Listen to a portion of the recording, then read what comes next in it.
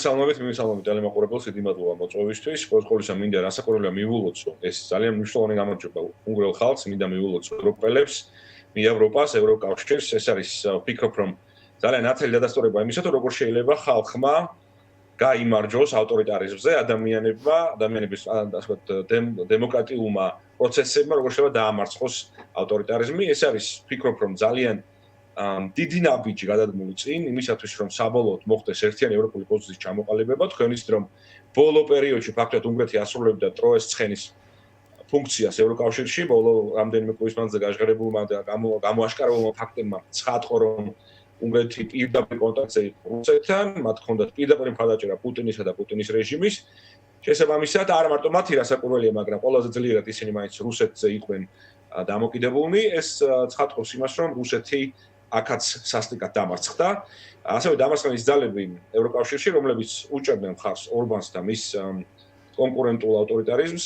ეს არის ვაიდელი, ალტერნატივა გერმანიისთვის პარტიის ლიდერი გერმანიაში, ეს იყო ლეპენი, ეს იყო ბაბიჩი, ეს იყო ყველა ის ადამიანი დღევანდელ ევროპაში, რომელიც ძირს უთხრის ერთიან ევროპულ პოზიციას, ევროკავშირის გაძლიერებას. ეს არის ყველა ის ადამიანი, რომელსაც არ ჯერა ერთიანი ევროპის და რომელსაც არ ჯერა დემოკრატიის.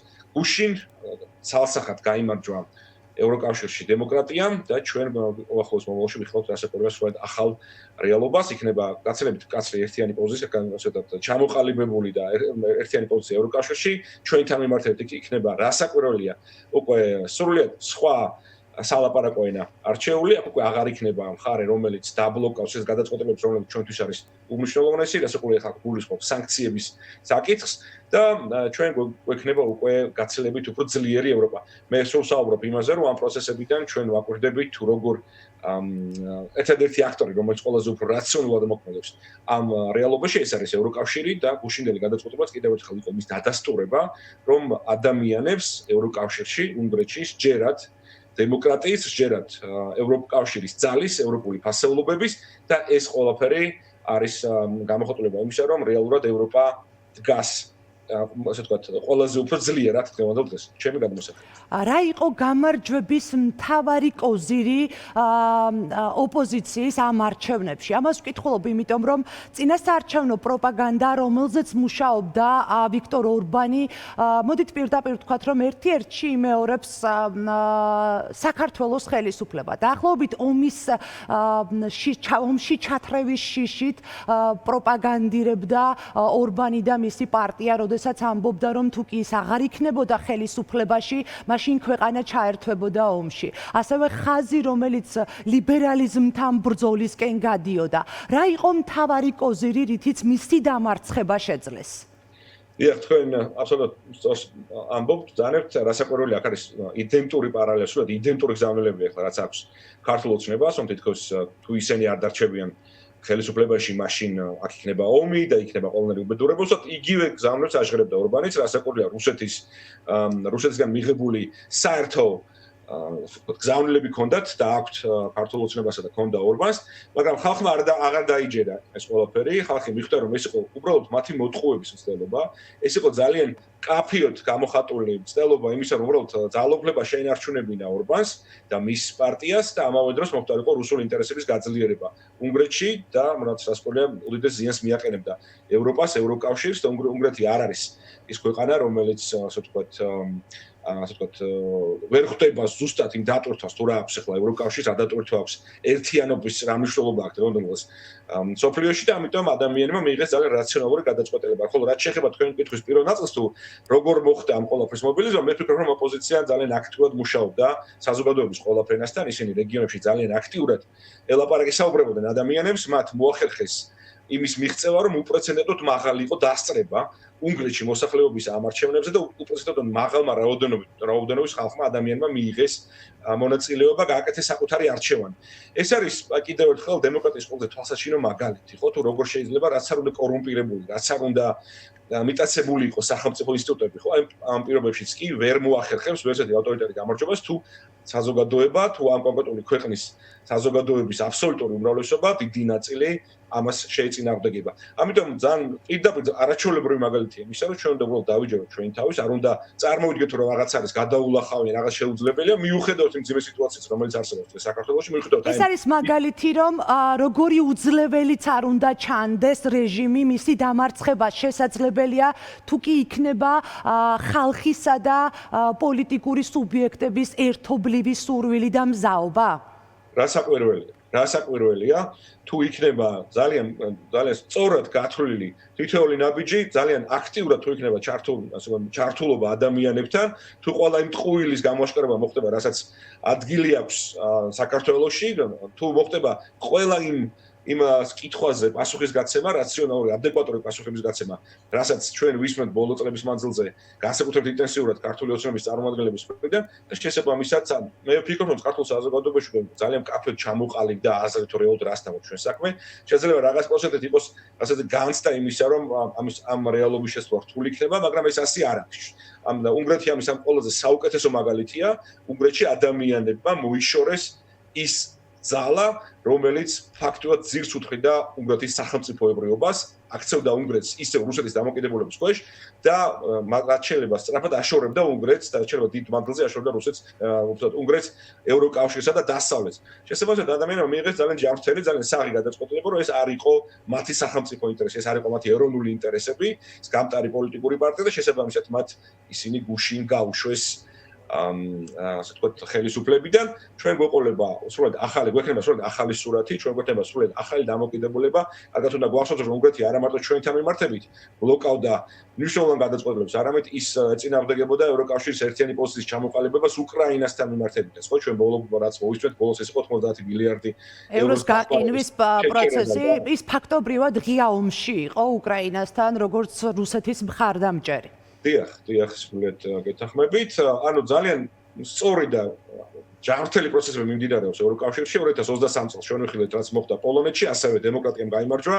2026 წელს დემოკრატიამ გაიმარჯვა უნგრეთში. დემოკრატია, ვფიქრობ, რომ არის ერთადერთი პასუხი აი ყველა ავტორიტარისტვის, ყველა იმ რეჟიმისთვის, რომელიც ცდილობს საკუთარი ქვეყნის სახელმწიფოებრიობის გაუქმებას, ფაქტობრივად და მის მოქცევას რუსეთის დაქვემდებარების ქვეშ. ამიტომ ყველას კარგად უნდა გვახსოვდეს, ეს არის არაჩვეულებრივი მაგალითი იმისა, თუ როგორ შეუძლია ხალხმა მოიშოროს თავიდან ავტორიტარული რეჟიმი და საბოლოო ჯამში გაათავისუფლოს საკუთარი ქვეყანა აი ამ მავნე რუსული გავლენების. რადგან ევროკავშირში ორბანის და უნგრეთის როლზე ვსაუბრობდით, რა იქნება ის პირველი ნაბიჯი, ბატონო გიგი, თქვენი აზრით, რითაც უნგრეთი დაამტკიცებს, რომ ის აღარ არის შანტაჟისა და ვეტოს დამდები ქვეყანა, არამედ ევროპული გადაწყვეტილების თანაავტორი იქნება, როგორც ევროკავშირის წევრი ქვეყანა. პირველი ნაბიჯები, რომელიც უნდა გადადგას ამ შერყეული ნდობის აღსადგენად ახალმა ხელისუფლებამ. ალბათ, რადგან ვისაუბრეთ ჩვენ, მასშტაბური უნგრეთი დაუბრუნდება ევროკავშირის განხილვების მაგიდას, უნგრეთი დაბრუნდება ევროკავშირში იმ ფორმით და იმ სახით, როგორც უნდა იყოს ნებისმიერ ევროკავშირის წევრი ქვეყანა. უნგრეთი რასაკვირველია მოხსნის თავის წინააღმდეგობას ისეთ მნიშვნელოვან საკითხთან დაკავშირებით, როგორც არის უკრაინა, როგორც არის საქართველო და ის იქნება სრულფასოვანი მონაწილე იმ პროცესებისა, რომელიც ახლა ვითარდება ევროპაში და რომლებიც უპირველეს ყოვლისა რასაკვირველია თავად ევროპას უთხრის ძირს, ევროპის უსაფრთხოებას უთხრის ეს. ხო, განხორციელებული კონფლიქტი უკრაინაში ყველაზე დიდ ზიანს აყენებს სწორედ რომ ევროკავშირის უსაფრთხოებას, ევროკავშირის დაცულობას, ამიტომ ცხადია ეს არის უდიდესი მარცხი კიდევ ერთხელ პუტინისა ევროკავშირში, ეს არის კიდევ ერთი დადასტურება იმისა, რომ რეალურად ევროკავშირი გამოდის ყველაზე უფრო რაციონალურ, ყველაზე უფრო ჯანმრთელ ჯანსაღ მოთამაშედ ამ პროცესში და უახლოეს მომავალში მე დარწმუნებული რომ ჩვენ ვიხილავთ სრულიად განსხვავებულ რეალობას და დაახლოებით იგივე ტრანსფორმაცია მოხდება როგორც ის 2023 წელს პოლონეთში განხორციელებული არჩევნების შემდეგ, როდესაც პოლონეთი არა მარტო დააბრუნდა ძალიან აქტიურად ევროკავშირის პროცესებში და ევროპულ ოჯახში, არამედ მან აღადგინა ის ძველი და მნიშვნელოვანი ფორმატები, რომელიც აქამდე არსებობდა გულისხმობა აიმარის სამყაროს. მე ვფიქრობ, რომ მსგავსი პროცესები განვითარდება უნგრეთშიც, ეს არის უნგრული. ჩვენ შეგვიძლია ვთქვათ, რომ ამ შედეგებით ორბანის და მისი მთავრობის ხელისუფლებიდან წასვლით პუტინმა, კრემლმა სანდო ხმა და კარგა ევროკავშირის მაგიდასთან. არა მარტო სანდოხმა, არამედ თავიანთი, ასე ვთქვათ, სრული გავლენა. გავლენა ერთია და ინფორმაციის გამომტანი, ხო? ანუ რეალურად რაც ხდებოდა ევროკავშირში, რასაც განიხილავდა კონფიდენციალურ რეჟიმში, პირდაპირ როგორც აღმოჩნდა, გადაეცემოდა უნგრეთის ყოფილი საგარეო საქმეთა მინისტრის მიერ პირდაპირ ხდებოდა ამის მიწოდება ლავროვისთვის, ხო, რუსეთის. დიახ, ამის ჩანაწერები მაყურებელმა იხილა, როდესაც პირდაპირ ხაზზე იყვნენ კრემლთან, რა ხდებოდა ევროკავშირში. და სრულიად წარმოუდგენელად მახინჯი ფორმა ჰქონდა ამ ყველაფერს, უნგრეთის ყოფილი საგარეო საქმეთა მინისტრი ეუბნებოდა, რომ ის მაქსიმალურად მზად ყოფილიყო მის, ასე ვთქვათ, ემსახურა ლავროვს, ანუ სრულიად წარმოუდგენელი რაღაც ნახეთ ჩვენ. რასაკვირველია, რუსეთი შეესწება ახლა სხვა საკუთარი გავლენის ქვეშ ყოფილი პოლიტიკური ფიგურების გააქტიურებას, მაგრამ როგორც ხედავთ, რუსეთი განიცდის ერთ მარცხს მეორეზე, ანუ მუდმივი დამარცხების რეჟიმში არის. რუსეთი მარცხდება უკრაინაში, რუსეთი მარცხდება ევროპაში, რუსული გავლენის ძალა სულ უფრო უფრო მცირდება და მე ვფიქრობ, რომ ეს პროცესი ასევე წარმატებით გაგრძელდება ჩვენთან მიმართებითაც. აი როგორ შეიძლება მიიღოს საქართველოს მაგალითად უნგრეთში განვითარებული მოვლენები და შემდეგ უნდა გკითხოთ ასევე ევროკავშირში საქართველოს საკითხებთან დაკავშირებით მისაღებ გადაწყვეტილებებზე, როდესაც უნგრეთი მთავარი გადამწყვეტი იყო ხოლმე სანქციებს გულისხმობ. პირველ რიგში როგორც მაგალითი, როგორ შეიძლება გადმოვიდეს ეს საქართველოში? დიახ, როგორც მაგალითი, როგორც ვახსენე, ეს არის კიდევ ერთხელ ძალიან ნათელი მაგალითი იმისა, თუ როგორ იმარჯვებს დემოკრატია ევროპაში, თუ როგორ შეუძლია დემოკრატიულ პროცესებს ადამიანების უშუალო მონაწილეობას გადაწყვეტილების მიღებაში დაამარცხოს ნებისმიერი ძალა, ნებისმიერი ავტოკრატი, რომელსაც აქვს უდიდესი მხარდაჭერა, უდიდესი ფინანსური, უდიდესი პოლიტიკური მხარდაჭერა სხვადასხვა აქტორების მხრიდან, აი ამ ყველაფრის მიუხედავად ისინი არ არიან დაცული იმისაგან, რომ მას ამათ საკუთარი ხალხი გაუშვებს ხელისუფლებიდან. ეს არის პირდაპირ ნათელი მაგალითი იმისა, რომ რეალურად გადაწყვეტილებას იღებს ქვეყნის მოსახლეობა, ქვეყნის მოსახლეობის ხელშია სადავეები და დემოკრატიული პროცესების შესაბამისი პროცესების შესაბამისად განვითარების შემდეგ ხალხს შეუძლია მიიღოს ის რეალობა, დააყენოს ის რეალობა, რომელიც მას სურს. ბატონო გიგი, რაც შეეხება ევროკავშირში მისაღებ გადაწყვეტილებებს, რომლის მთავარი შემაკავებელიც იყო უნგრეთი, სლოვაკეთიც, თუმცა მთავარი გადაწყვეტილების მიმღები მაინც იყო ვიქტორ ორბანი, როგორც საქართველოსთან მიმართებაში, ასევე უკრაინასთან მიმართებაში. რომ ვისაუბროთ საქართველოსთან დაკავშირებით, ქვეყანა, უпростоრად ქვეყნის ხელისუფლება უკვე წელიწადზე მეტია სანქციების მოლოდინშია, ყველა ჯერზე თავის დაღწევა ამ სანქციებისგან შეძლო ორბანის დახმარებით. როგორ შეიძლება განვითარდეს ახლა პროცესები საქართველოსთან მიმართებაში? არა, ჩვენ აქ ვსაუბრობთ რასაკვირველია ევროკავშირის ერთიან სანქციებზე, ანუ ვერ ხერხდებოდა ამ ერთიანობის მიღწევა. დიახ, არ ვსაუბრობთ ინდივიდუალურ სანქციებზე, რომელიც დაწესებულ იქნა. კი ბატონო. პირველ სანქციებია დაწესებულია, ისინი მოქმედებს, მაგრამ როდესაც საუბარია ევროკავშირის სანქციების, ევროკავშირის მხრიდან ერთიანი სანქციების დაწესებაზე, აქ ყოველთვის წინააღმდეგ გამოდიოდა ორბანი. და ყოველთვის უნგრეთი იყო სწორედ ის მხარე, რომელიც ბლოკავდა საქართველოსთან მიმართებით ჩვენთვის უმნიშვნელოვანესი გადაწყვეტილებების მიღებას. ამიტომ ვფიქრობ, რომ ეს არის ასევე ძალიან დიდი დანაკარგი, დანაკლისი ქართული პარტია ქართული ოცნებისთვის, მათ ერთადერთი ვისაც საუბარი შეეძლოთ დღევანდელ დღეს ევროკავშირში, ევროპაში, ეს იყო უნგრეთი, ისინი რა ვიცი, კვირაში რამდენჯერმე ჩადიოდნენ სხვადასხვა დონეზე და მართავდნენ სხვადასხვა ხასიათის მოლაპარაკებებს და ამით ასევე ცდილობდნენ საკუთარი ამორჩევლის შეცდომაში შეყვანოს, თვითონ ისინი ვიღაც ალტერნატიულ ევროპას ესაუბრებიან, აი სწორედ ამ ადამიანების გასაკვანად მინდა ვთქვა, რომ ეს ალტერნატიული ვითომ რაღაც ევროპის ალტერნატივა გუშინ საბოლოოდ დამთავრდა და აღარ დაბრუნდება აღარასდროს დარწმუნებული უნგრეთში, ხალხმა დაინახა თუ რეალურად რისი მომტანი არის ორბანისნაირი ფიგურების ყოლა ხელისუფლებაში და როგორ აზიანებს ეს, როგორ აზარალებს ეს ქვეყანას, ქვეყნის ეკონომიკას, ქვეყნის პოლიტიკურ ასე ვთქვათ, წონას და როგორ აშორებს ის ევროპულ ქვეყანას, ევროპის ცივილიზაციას.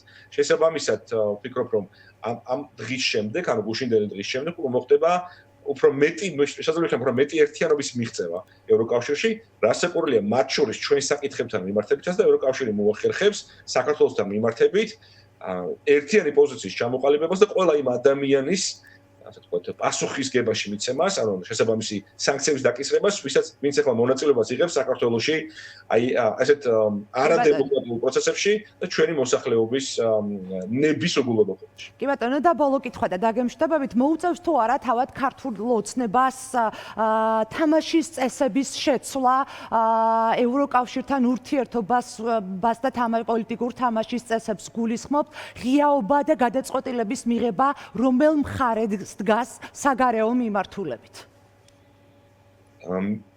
ჩვენ ამაზე რამდენიც ამ დავისაუბროთ, რეალურად ასაკული ხა შეეცდებიან იმ რაღაც სახის საერთო ენის გამონახვას დარჩენილ რუსული გავლენის ქვეშ მყოფ დარჩენილ პოლიტიკოსებთან ევროკავშირში, იქნება ეს სლოვაკეთი, იქნება ეს არ ვიცი ჩეხეთთან მიმართებით, მაგრამ უნდა გავითვალისწინოთ, რომ არც ერთი ეს პოლიტიკოსი დღევანდელ დღეს ასე ვთქვათ, ასეთი ძლიერი არ არის, როგორც იყო ურბანი უნგრეთში, შესაბამისად მათ ეს ძალიან გაუჭირდებათ, ხოლო რაც შეეხება ევროკავშირთან საერთო ენის გამონახვას, ევროკავშირთან მე მიმაჩნია, რომ ქართული ოცნება ფიზიკურად ვერ მოახერხებს საერთო ენის გამონახვას იმ პირობების დაკმაყოფილების გარშე, რომელიც მათ დაწესებული ძალიან დიდი ხანია ევროკავშირის მხრიდან და ჩვენ ეს პირობები ყველამ ძალიან კარგად ვიცით.